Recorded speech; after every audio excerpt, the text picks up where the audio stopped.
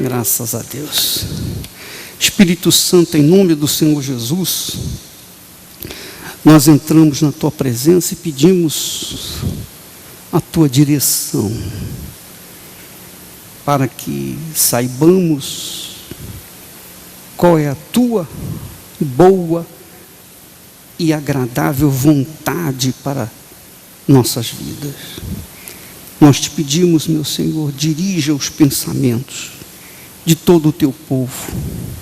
Remova o Deus desse século que tem cegado o entendimento das pessoas, impedindo-as de ver o que está bem à frente de seus olhos, impedindo-as de entender a tua palavra.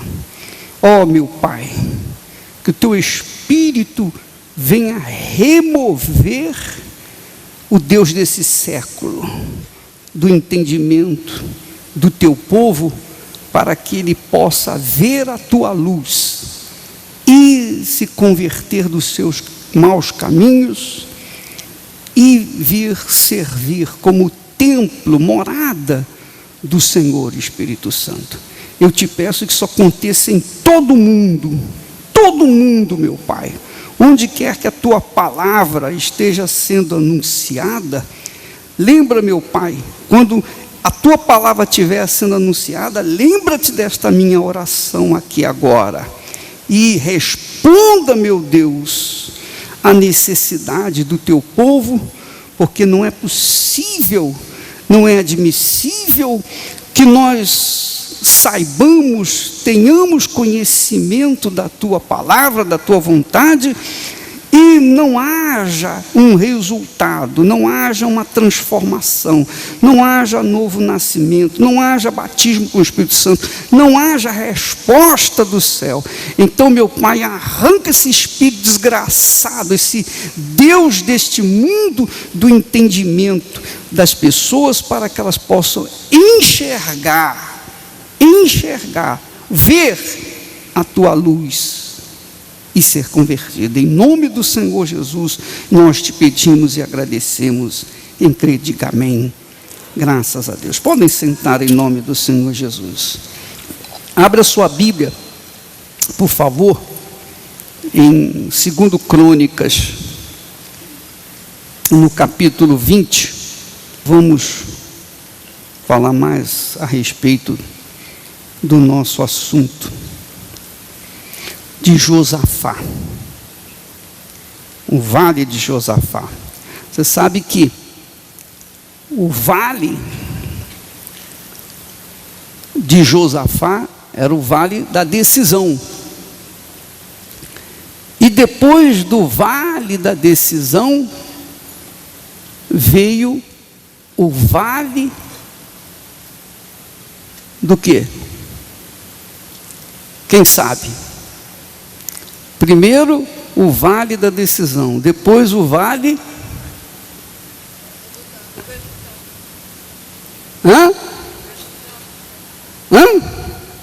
Você tem que ler a Bíblia. Você não lê a Bíblia, você não sabe dos seus direitos. O vale da decisão era uma porta para o vale da bênção, pessoal. Amém? Primeiro o vale da decisão. Você tem que decidir. Você tem que decidir a sua fé. O vale da decisão é o vale da definição. É o vale onde você tem que mostrar para Deus e para o diabo de quem você é. A sua vida é de quem é. Se você não definir ou ficar entre o mundo e Deus, você está indefinido, você automaticamente pertence ao inferno, e você não tem o direito de chegar ao vale da bênção. O vale da bênção é somente para as pessoas decididas, determinadas, definidas. Conforme Jesus disse, seja a sua palavra sim, sim, não, não. Quando a pessoa tem uma palavra sim, ela é decidida, ela é definida. E essa é a maior força que uma pessoa pode ter, ela ser definida. Se ela não for definida nos seus negócios, no seu trabalho, na sua profissão, nos seus estudos, enfim, se ela for coluna do meio, ela está perdida. Não existe coluna do meio. Ou sim ou não. Então, essa é a maior guerra que o ser humano trava dentro de si. Lembra que na semana passada eu falei que o maior problema do ser humano é a dúvida. Quem é o pai da dúvida? O diabo. Ou a fé. Quem é o pai da fé? O Espírito Santo. E você está no meio, entre a dúvida e a fé. Então você tem que decidir se vai continuar na dúvida ou se vai tomar uma decisão de fé. Deus não impõe condições. Ele impõe sim decisão. Isso não tenho dúvida. Deus não impõe que você seja perfeito, santinho, tenha condições, tenha dinheiro para fazer, para participar do vale da decisão, ou chegar e colocar no altar a sua oferta, representando a sua vida. Ele não faz essa imposição, mas ele obriga que você tenha uma decisão, que você venha optar ou pela fé ou pela dúvida. Definir a sua vida. E somente depois de você definir a sua vida, porque a vida é sua, só você que pode defini-la. Deus nos deu o livre-arbítrio, você tem um livre-arbítrio, tem o direito de escolher o bem ou o mal, a fé ou a dúvida, o sim ou o não. Então ele fica aguardando. O diabo tem a obrigação de respeitar a sua escolha, assim como Deus respeita a sua escolha. Mas é você que tem que decidir. Ninguém mais pode decidir por você. Então o vale da decisão é isso. É para decidir quem você é. Para qual time que você vai torcer, digamos assim. Então, vamos ver isso aqui agora. Capítulo 20. Então, diz assim: depois disso, os filhos de Amon, de Moabe, de Amon e os meunitas vieram a peleja contra quem? Contra Josafá. Então vieram alguns e avisaram a Josafá: olha, grande multidão vem contra ti, da além do mar e da Síria. Versículo 3: Josafá teve medo. Ele era um homem de fé, mas teve medo. E se pôs a buscar o Senhor. Quer dizer, todos nós somos invadidos pelo medo. Mas se nós temos segurança, se nós somos definidos na nossa fé, nós sabemos onde vamos buscar recursos, respostas. Josafá buscou ao Senhor. Ele buscou o Senhor. E não somente ele, mas ele levou o seu povo a buscar o Senhor.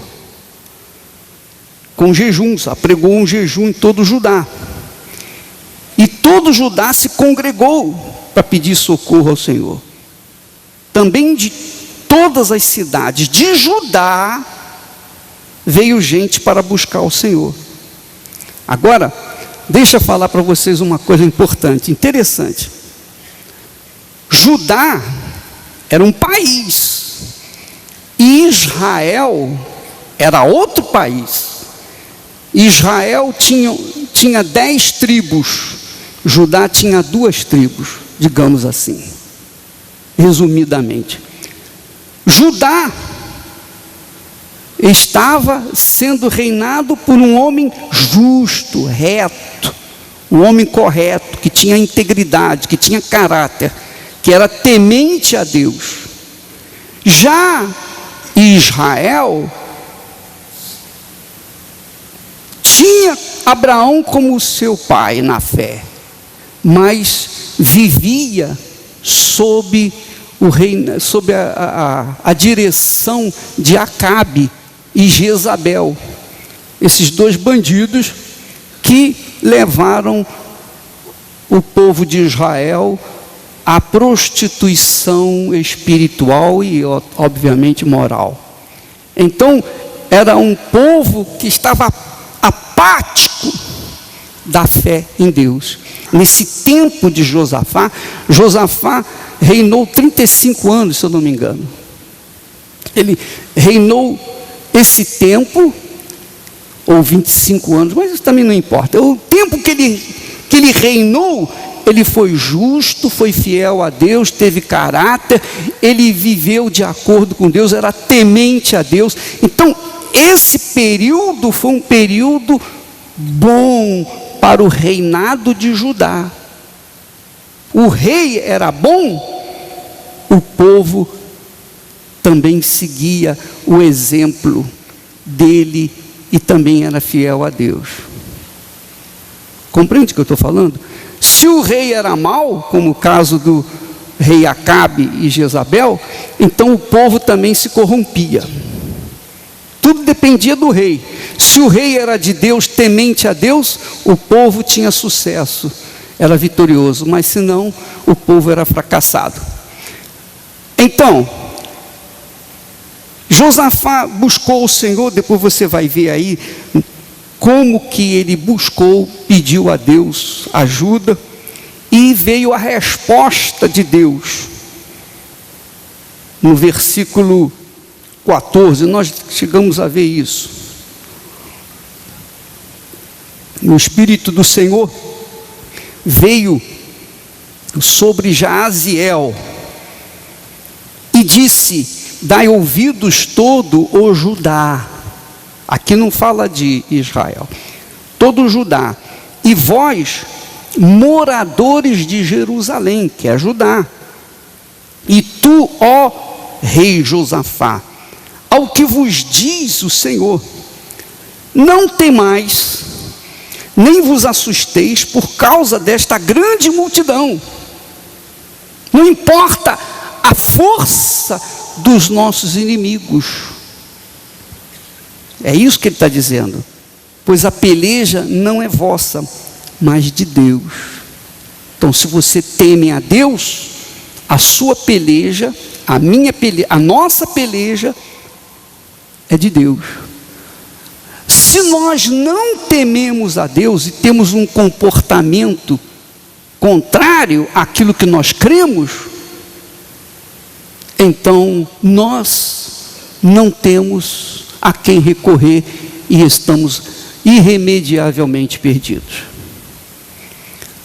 Amanhã, ele diz, descereis contra eles, eis que sobem pela ladeira de Ziz, encontrá-los-ei no fim do vale, defronte do deserto de Jeruel. Neste encontro não tereis o quê? O que tem que fazer? Que? Tomai posição, ficai parados e vede o salvamento que o Senhor vos dará, ó Judá e Jerusalém. Não temais, nem vos assusteis. Amanhã saí-lhes ao encontro, porque o Senhor é convosco. Amém? Isso, minha amiga, meu amigo, é fé. A nossa doutrina é a fé viva no Deus vivo. Porque como que você vai tomar posição, ficar parado diante do seu inimigo que vem feroz contra você? Quando houve essa voz de Deus, ficai parado, tomai posição e ficai parado, foi a ordem de Deus. Quer dizer, mostre a sua fé, mostre a sua confiança em mim, fique firme. Quer dizer, isso se chama dependência de Deus. Dependência de Deus. Porque chega um momento que você não tem como agir ou reagir. Há situações que você tem que, só Deus e mais ninguém. A pessoa usar essa fé que ela diz que tem e ficar na dependência do Altíssimo. Essa é a razão porque nós vamos a Israel, nós vamos lá tomar posição, nós vamos lá falar com Deus. Ó Deus, está aqui os nossos inimigos, aqueles que são contra o teu povo, contra nós, que tem bloqueado as tuas bênçãos em nossas vidas. Nós vamos tomar posição. Deus falou para Josafá: tomai posição, ficai parados e vede o salvamento que o Senhor vos dará. Isso é fé inteligente.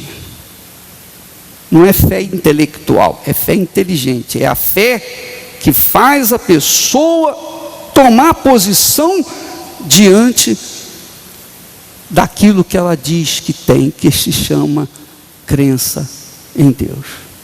Amém, pessoal? Entendeu o que eu estou falando? Que a sua luta, minha amiga, meu amigo, a luta de cada um de nós é individual. É individual. Deixa eu explicar para você. Você tem um problema, um determinado problema, uma situação. Você pode tomar posse de uma vitória com respeito à saúde, com respeito a uma vitória na vida familiar, sentimental, etc. Mas é uma batalha que você vence, é uma vitória. Você resolve aquele problema, você tem vitória diante daquele problema, aquela situação, mas fique certo que amanhã vai ter outro problema. E depois da manhã, outro problema. E eu pergunto, até quando você vai ficar esperando cair do céu um milagre no seu colo? Até quando você vai ficar contando com o pastor ou a oração do bispo? Até quando você vai ficar sentado esperando que a chuva de bênção caia na sua vida? Não é assim que funciona. Se você quer tomar posse do reino dos céus, se você quer vencer todos os dias, você tem que viver pela fé. Viver pela fé é viver na dependência de Deus. Depender, você depender dele.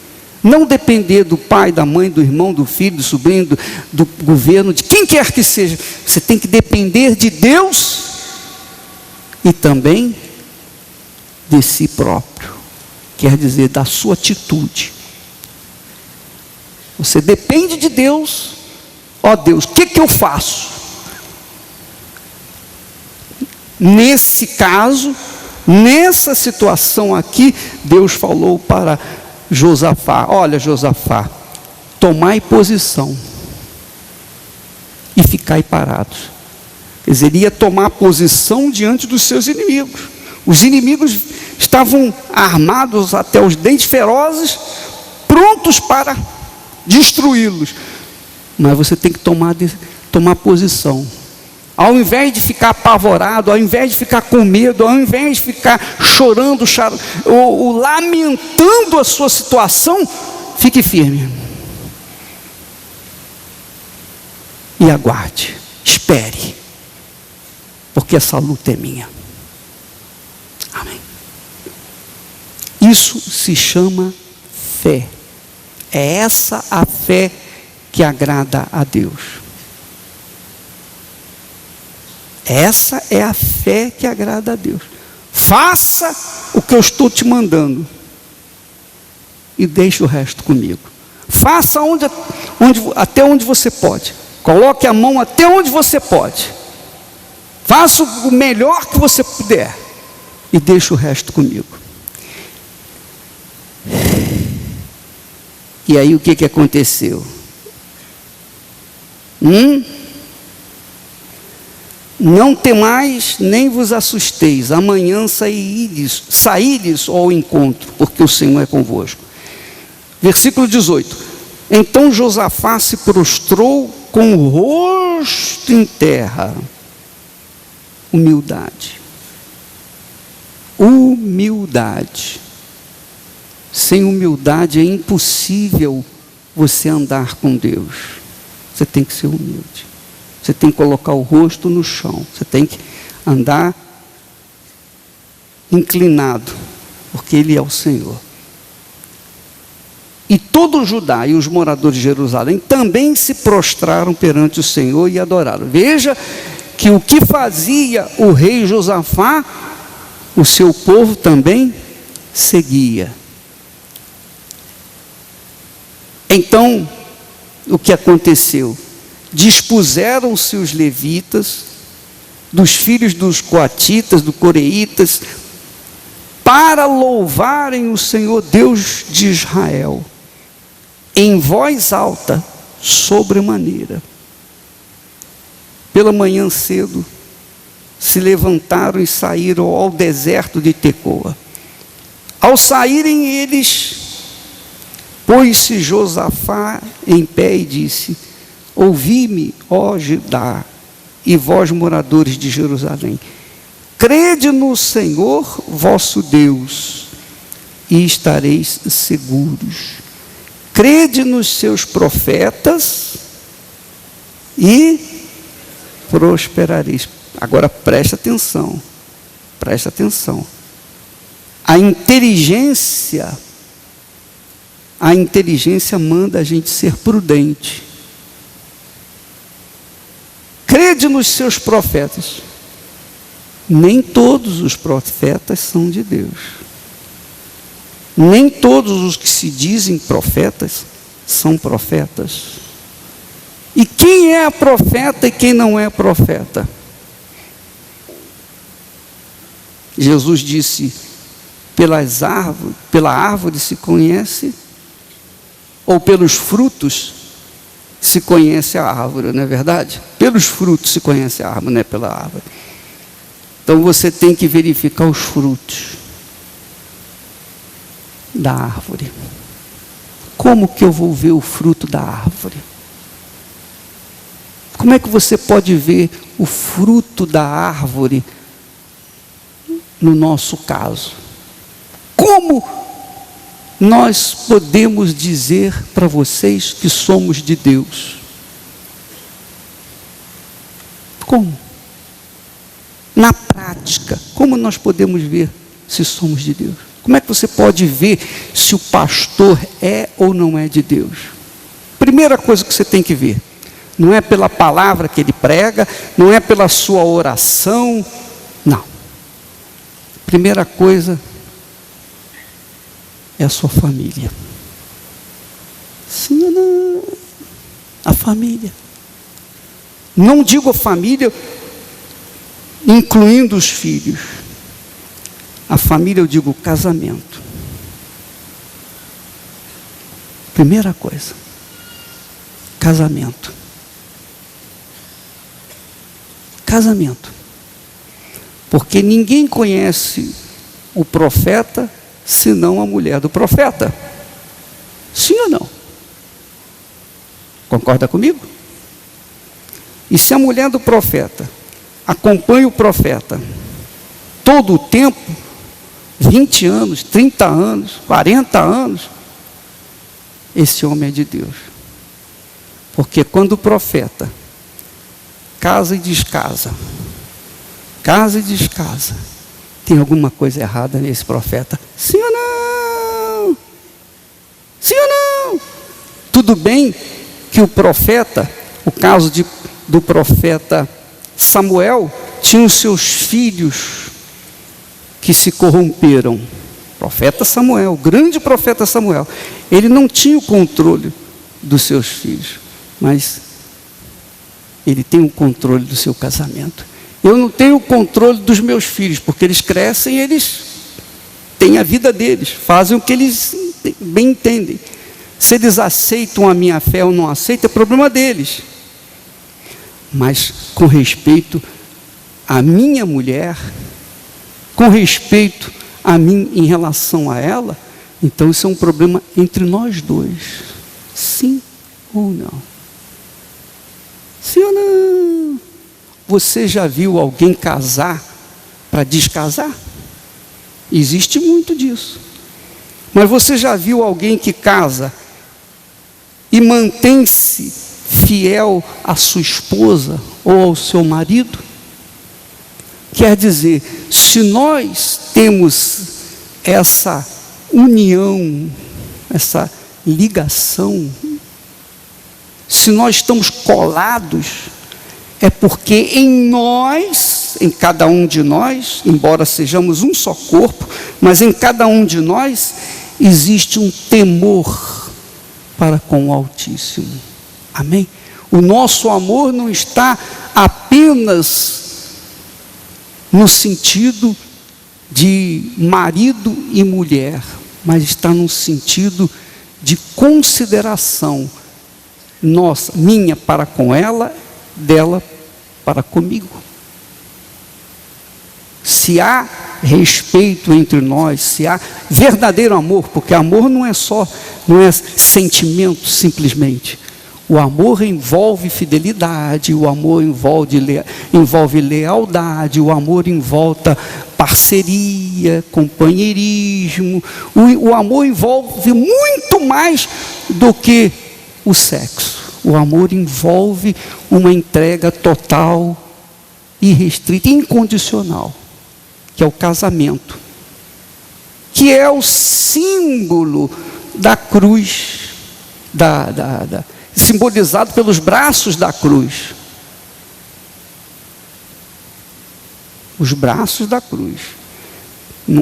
A haste vertical da cruz é o relacionamento pessoal de cada um de nós para com Deus. Relacionamento do profeta com o seu Senhor. Em seguida, vem os braços da cruz. Um braço é o profeta, o outro braço é a esposa do profeta. Compreende o que eu estou falando? Sim ou não? Sim ou não?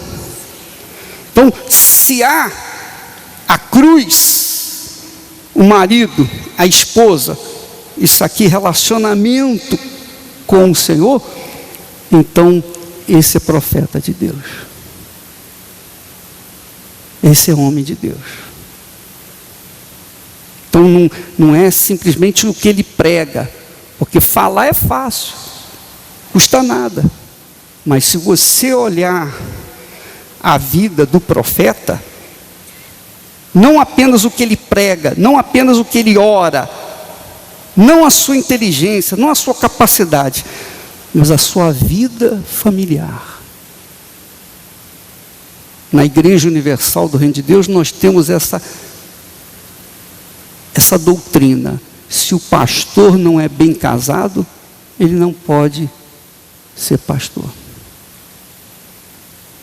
Ele não pode ser pastor. Ele tem que viver aquilo que ele prega. Essa é a nossa fé. Pode estar coberto de condições, de talentos, de dons, mas se ele não vive o que ele prega, então ele não serve para pregar na Igreja Universal do Reino de Deus. Então essa é a característica do profeta. Eu estou falando isso para você ter os seus olhos atentos. Amém? Sim ou não? Os seus olhos atentos. Por que Deus nos colocou nessa posição? Porque Deus começou lá atrás, há 42 anos atrás, no nosso casamento. Então, viu que a fidelidade, a lealdade, a nossa palavra empenhada no altar, prevalece até hoje. Crede nos seus profetas e prosperareis. Aconselhou-se com o povo e ordenou cantores para o Senhor, que vestidos de ornamentos sagrados e marchando à frente do exército, louvassem a Deus, dizendo: rendei graças ao Senhor, porque a sua misericórdia dura para sempre. Tendo eles começado a cantar e a dar louvores, pôs o Senhor emboscadas sobre os filhos de Amon e de Moabe, e os do monte Seir, que vieram contra Judá, e foram desbaratados, porque os filhos de Amon e de Moabe se levantaram contra os moradores do monte Seir, para os destruir e exterminar. E tendo eles dado cabo dos moradores de Seir, ajudaram uns aos outros. O quê? Engraçado isso. Isso é muito forte. Os inimigos podem ser poderosíssimos, e Deus faz com que, diante do seu povo, eles venham se destruir, eles venham lutar contra si mesmo. Lembra de Gideão e os seus 300? Os amalequitas, os povos do Oriente se uniram contra o povo de Israel, e Deus fez com que eles se matassem, se destruíssem. Isso aconteceu também aqui no vale da decisão, no vale de Josafá. Muito forte isso. Você pode ter certeza. Aqueles que nos odeiam, que nos querem mal, eles vão se destruir. Então você toma aí exemplo de como Deus age quando uma pessoa se predispõe a obedecê-lo, a viver numa comunhão com Ele. Aparentemente, os inimigos estão vencendo, estão tomando posse. Mas lá na frente, você vai ver o que vai acontecer. Você crê nisso? Eu creio. Se você não crê, não tem problema, mas eu creio. Mas cada um, é a fé de cada um. Mas eu creio. E diz o texto aqui,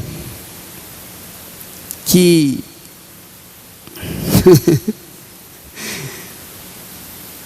tendo Judá, versículo 24, chegado ao alto, que olha para o deserto, procurou ver a multidão, e eis que eram corpos mortos, que jaziam em terra, sem nenhum sobrevivente. Não sobrou um. Não sobrou um dos inimigos de Judá. Versículo 25, vieram Josafá e o seu povo, deixa eu beber água, essa é forte.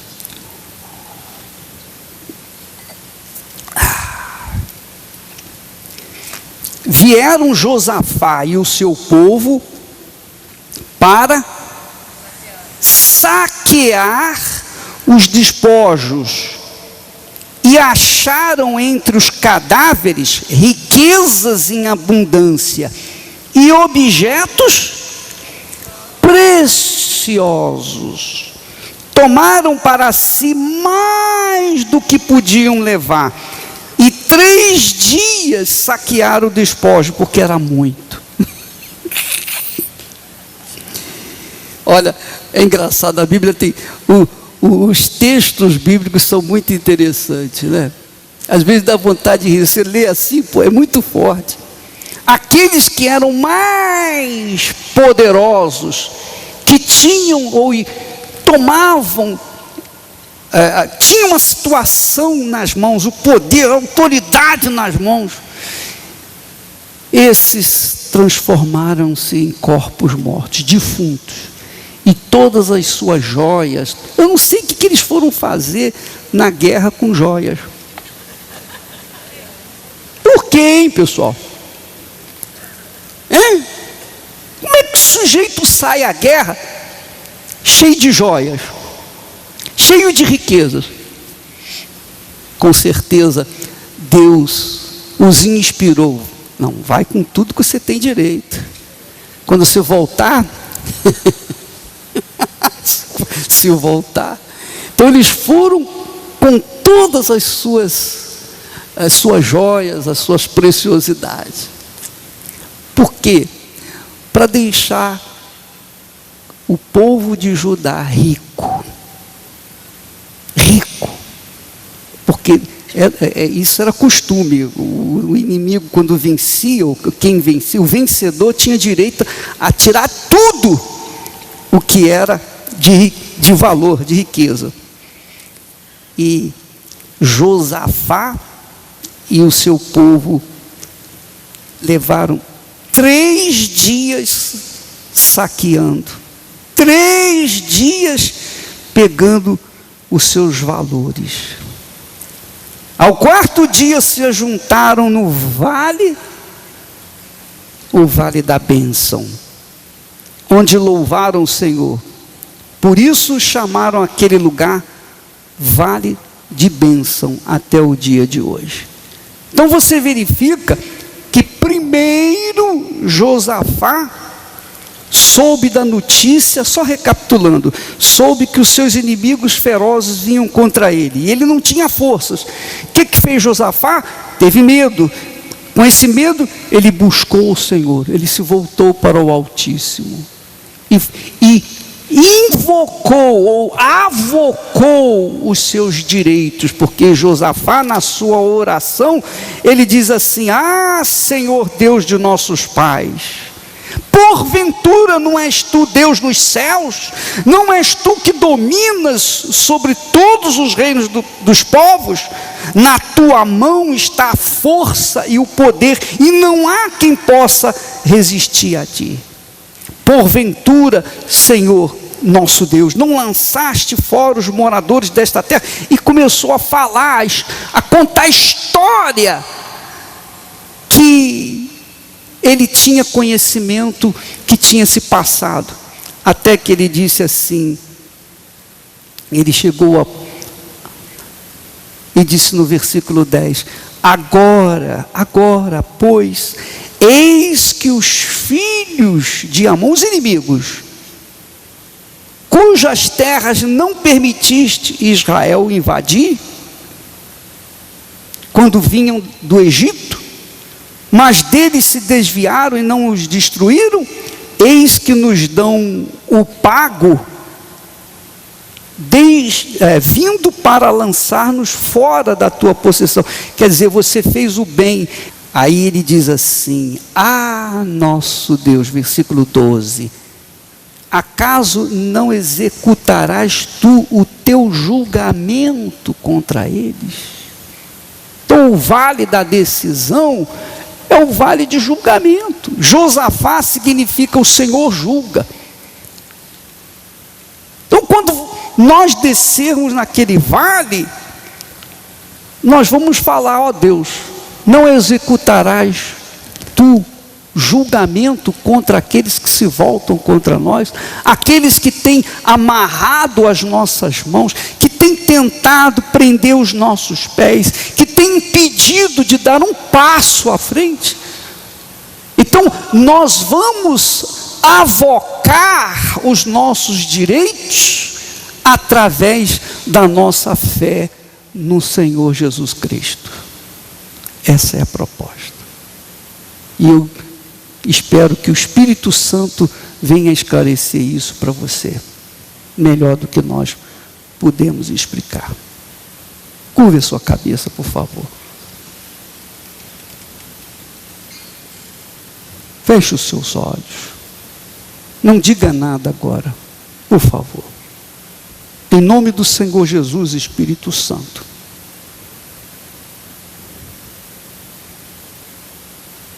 É preciso que o Senhor venha esclarecer o que nós lemos, o que nós estudamos, o que nós meditamos, que aconteceu naqueles dias de Josafá. Senhor, eis que os nossos inimigos são poderosos. Eles têm a caneta na mão para decidir, para dizer o sim ou não, para serem contra ou a favor a nossa vida, para determinar o nosso destino do ponto de vista físico, mas do ponto de vista espiritual, a nossa vida, a nossa causa, os nossos negócios, tudo que nós estamos envolvidos na conquista das pessoas para o teu reino. Agora não se trata do reino de fulano, beltrano ou cicrano.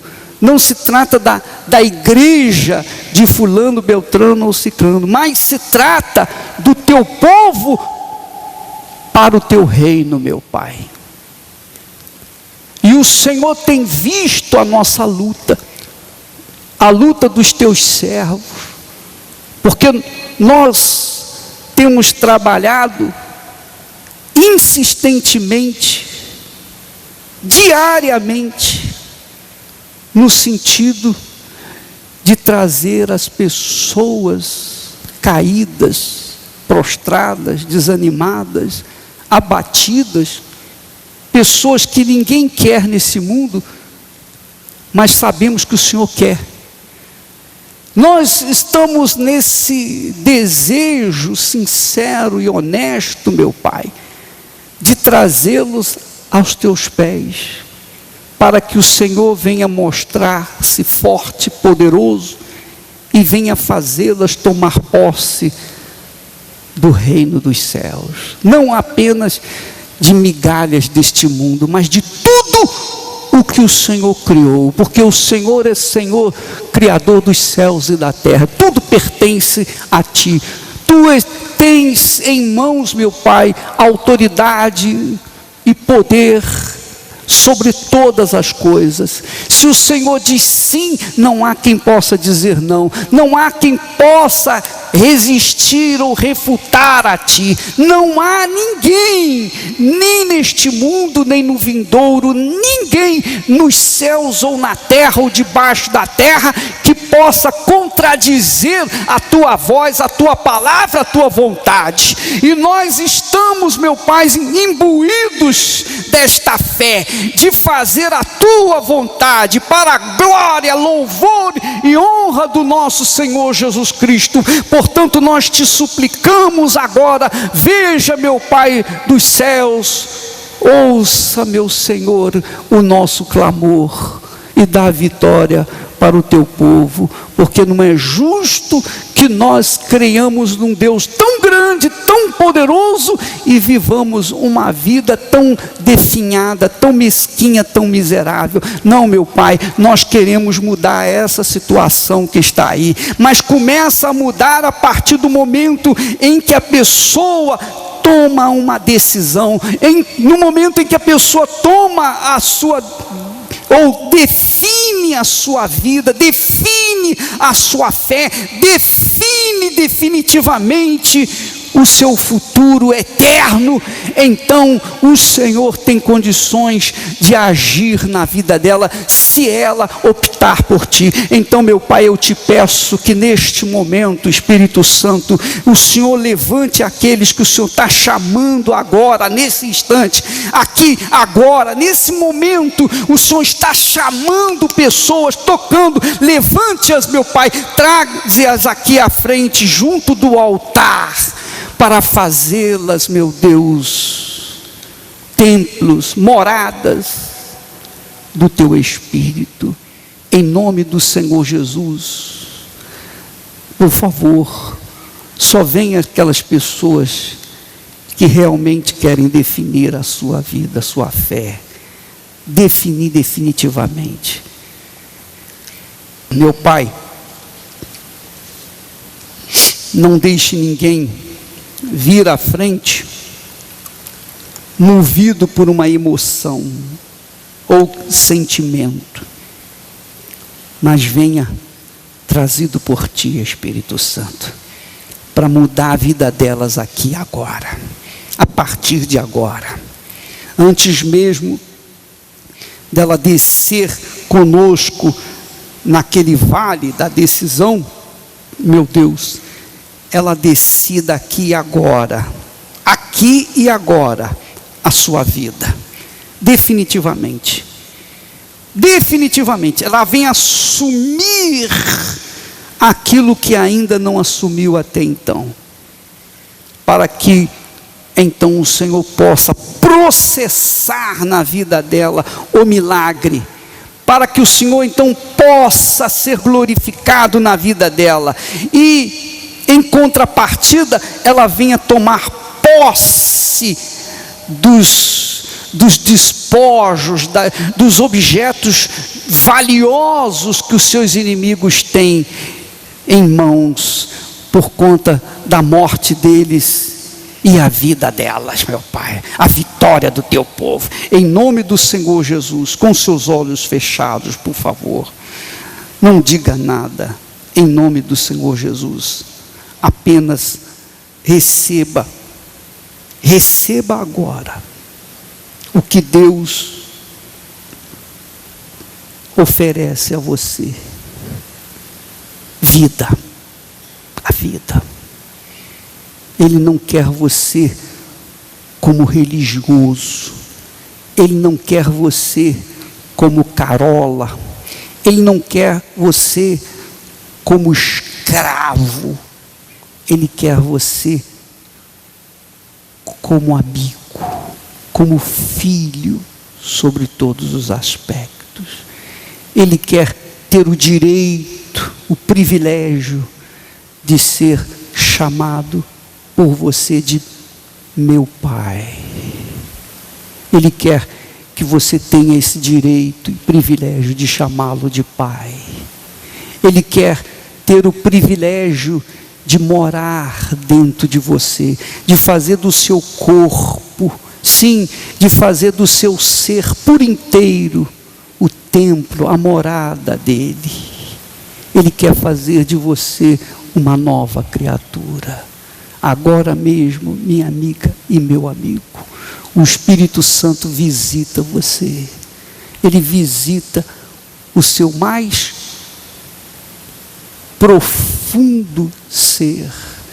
Ele visita o seu mais profundo, o mais profundo do seu ser. Ele visita agora. E se você realmente entrega, se você realmente se rende, se você realmente coloca-o em primeiríssimo lugar na sua vida, acima da sua mãe, do seu pai, dos seus irmãos, dos seus filhos, dos seus bens, acima de tudo o que existe na sua vida, acima da sua própria vida, então Ele coloca você como primícia da sua colheita. Ele coloca você como dízimo dele. Aleluia. Vem então o Espírito Santo operar nesse instante. Eu pediria que a igreja toda ficasse de pé e me ajudasse a interceder por essas pessoas que estão aqui na frente. Porque eu sei que neste momento está havendo uma batalha, uma guerra dentro de cada uma dessas pessoas que estão aqui aqui na frente. Eu sei que há uma guerra nesse instante, um conflito. Mas o Espírito Santo, o Espírito de Deus, convence. Ele não deixa ninguém em dúvida. Ou é ou não é, ou sim ou não. Ou a sua vida é entregue 100%, ou nada. Ou tudo ou nada, minha amiga, meu amigo que está aqui à frente. É tudo ou nada, incluindo os seus fracassos, as suas misérias, incluindo os seus traumas, incluindo os seus problemas, incluindo todos os seus problemas de ordem física, espiritual, emocional, sentimental, econômica, todos os seus problemas, juntamente com a sua vida, é colocada aqui no altar. Deus recebe você por inteiro. A peleja não é sua, a vida deixa de ser sua para ser dele. Em nome do Senhor Jesus. Espírito Santo, eu quero que o Senhor venha ouvir a oração de cada uma delas nesse momento. Agora você e Deus, imagine-se sozinha, sozinho aqui neste lugar. E você e o próprio Jesus. Você e Jesus, minha amiga, meu amigo, Ele está aí junto de si. Agora, ouvindo atentamente a sua voz. Ouvindo o que você tem para dizer. Pode falar com Ele. Em nome do Senhor Jesus.